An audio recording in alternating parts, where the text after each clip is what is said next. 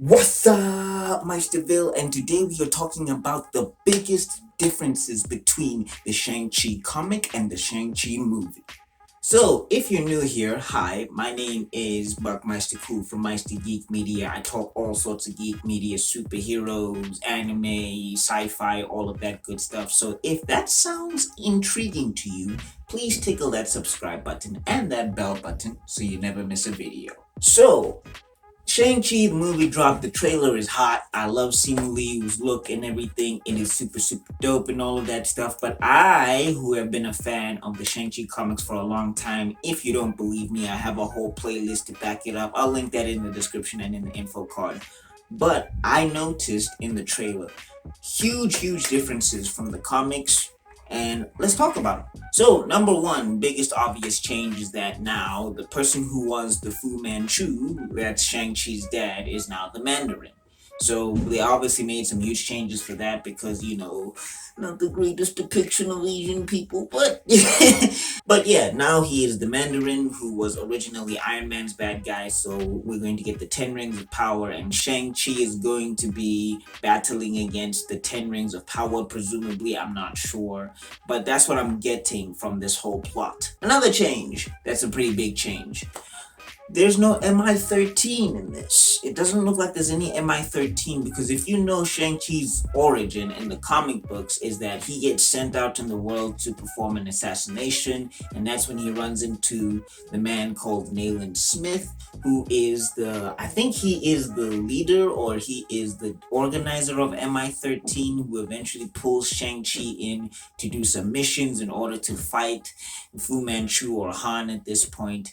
So yeah, we don't see any of that. I'm not seeing any of Nayland Smith whatsoever. So it looks like the MI13 origin is being taken out of the equation completely, which is kind of sad and strange. I think. I mean, it may be introduced in a sequel or something of that nature. Who knows? We'll see as things progress. But for now, it looks like there's no MI13, which is a big part of what Shang-Chi does.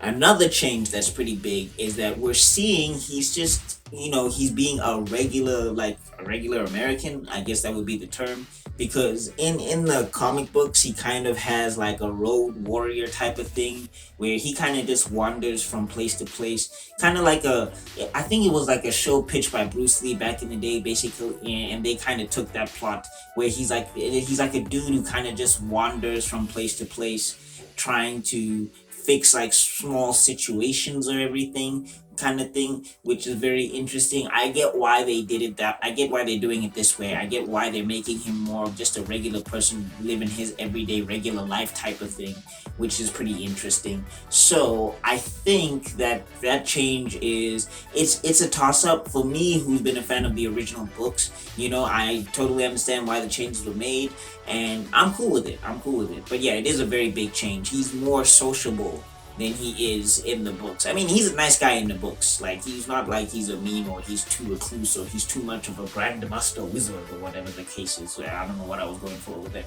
But it does seem like him hanging out, him going to dinner and lunches and taking selfies. It's a huge, it's a huge departure from where he was in the books. I mean, again, it's a totally different time period. But even if you look at the modern incarnations of Shang-Chi in the comics, he does seem a lot more stoic in the comics than he is going to be in the movie. Which, I mean, it's a natural change and I totally understand it. Another big change is LEIKO Wu. Like, yo, LEIKO Wu is not. I'm not seeing her unless Aquafina is LEIKO Wu, but that I don't know if that would make sense entirely because LEIKO Wu is again tied to the MI13 stuff. But LEIKO Wu was his primary love interest, and she's a super, she's a super spy who also knows martial arts and stuff. And basically, when Nayland Smith can't get Shang-Chi to come, she's kind of the one that does the things that she needs to. Not like that. Not like that. No, no, no, no, no. But yeah, they had a back and forth, and they were like him and love interests until it went into a totally different weird direction in the comics, where she became the leader of a rival mystical army gang. Comic books. But yeah, she was the main love interest for Shang-Chi for a long time. So to not see her in the movie in some incarnational form is a little bit strange. I'm hoping that they do introduce her at some stage. We'll see how it goes. And maybe it's Aquafina. Who knows? Maybe they pull a a 360. Maybe she starts busting out moves and kung fu, and you're just like, what was happening? Another change is that the costume, you guys saw the costume release, like usually in the books, he's either got some sort of, it's either like it's a kung fu gi where he's topless or whatever, or he's got like the Bruce Lee bodysuit, which is what I was hoping for in the movie. But I'm seeing it now. The costume looks pretty good. I like how the costume looks. I just think that the comic book design was better, but it's not a bad design for the movie. But yeah, that's a pretty big change to me because he's always rocking these bodysuits, or he's rocking, Bruce Lee regalia, because he's based off of Bruce Lee, obviously, but he's not a Bruce Lee carbon copy like a lot of the people, like a lot of the characters who are based off of Bruce Lee. He's got his own thing and his own creed going on, and it's very interesting to see. But yeah, I do understand the departure. I totally do understand the departure.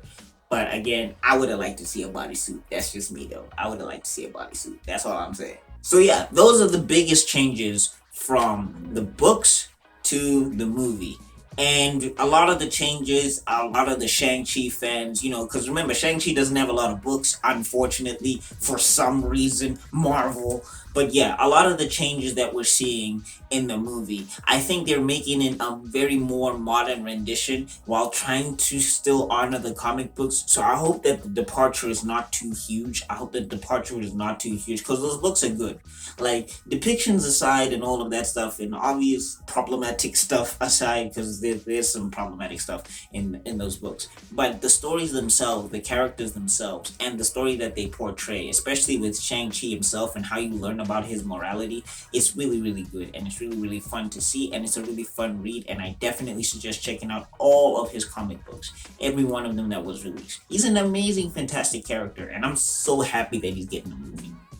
So what do you think, Meisterville? Let me know in the comment section down below. Talk to your boy. How do you feel about this whole Shang-Chi situation? Are you a Shang-Chi fan? Have you known about Shang-Chi? Is this your first introduction to Shang-Chi? I'm very curious to know. And what did you think about the trailer? Are you hype? Are you not hype? Talk to me in the comment section down below. Talk to your boy. Look at that! You made it to the end of the video. You are spectacular. If you like this video, I have another one up here. I got a playlist down there, and I got an icon you can click on to subscribe. Remember to ring the bell if you do subscribe, and I'll see you all in another video, because Meisterman's got to be out. Peace.